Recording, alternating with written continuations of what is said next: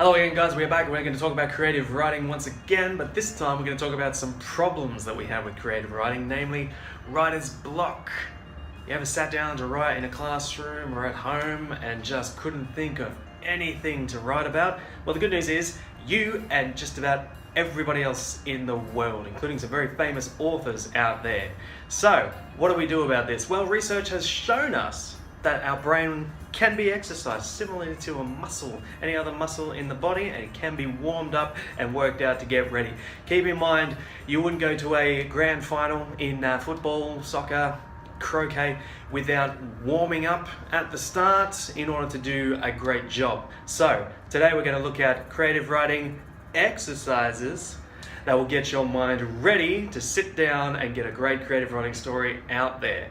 So the first creative writing exercise we're going to talk about is called freehand. So it's one of the most common and most popular creative writing exercises out there in the world, used by many authors, but it can be a little bit difficult to get your head around the first time you try it. So the idea of freehand creative writing is to get your hand moving and writing sentences without thinking about it, without having a plan, without having characters all sorted out. Just start writing anything that comes out of your mind. The idea is once the muscles in your hand start moving, start doing the writing process, the rest of your brain will start to catch up.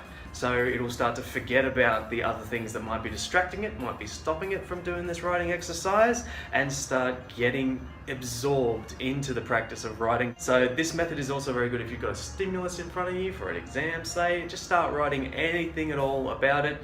Keep writing until you've got a page of writing in front of you, half a page of writing, and then you pick through it to find the good ideas that you had. So for instance, I'm in a room by myself at the moment, but let's pretend that I'm sitting in an exam and just going to do some freehand writing right now. So I'm sitting in an exam room drawing on my page because I cannot think of absolutely anything to do. The teacher's wandering around, staring over students' shoulders, judging their work, disappointment on her face. Dave's in front of me and he hasn't even looked at his paper. He's busy staring out the window at the clouds. He's been doing it for the last 5 minutes. He hasn't moved an inch. What is it that he knows behind those clouds that I don't? You know, what's over there that he's aware of?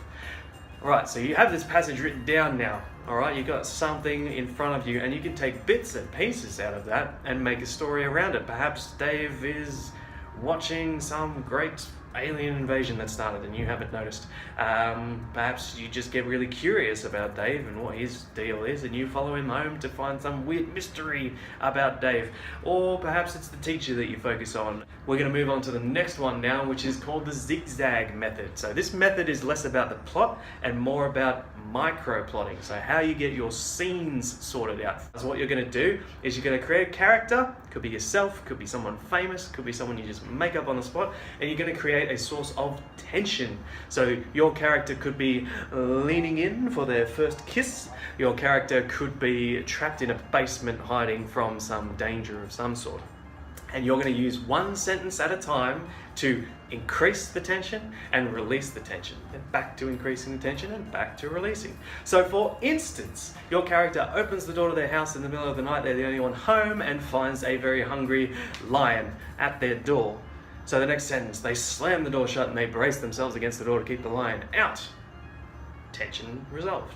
But then they look to the left and they see the curtain drifting in the wind because they've left the window open and in jumps the lion through the window. Tension's up again. So that person runs out of the house and heads to their car as fast as they can. When they get there, they don't have the keys for the car. All right, back and forth, back and forth. Where is this story going to go? How long can you keep this story going? That's the real trick. Do it for as long as possible. And then again, you can look back and see some information hidden in there that you might be able to use for your text that you're going to do creative writing on. The very last method, while I've still got time, is mostly for poetry and stuff, but it's actually really effective. And remember, when you're warming up your brain for creative writing, it doesn't matter if it's poetry or stories or either or, as long as you're warming up the brain. So this method is called bringing objects to life.